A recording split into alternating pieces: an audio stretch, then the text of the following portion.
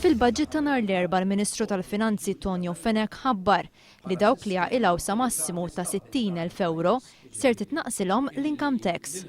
Din il-weda saret l-ewwel darba fil-programm elettorali tal-Partit Nazzjonalista 5 snin ilu lejliet l-aħħar elezzjoni ġenerali u kienet l-aktar weda prinċipali li mbotta tal-Prim Ministru Lorenz Gonzi qabel dik l-elezzjoni.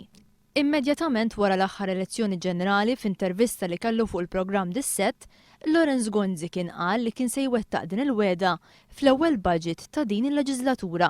Il-miżura tal-taxxa ta' dħul tal-income tax dik sa ndaħluha qabel. Mhux sa nistenna sal-2010 għaliex hija miżura maħsuba biex tistimula iktar attività ekonomika. L-istess kien qal f'intervista li kellu fl-istess jiem mal-ġurnal The Malta Independent on Sunday.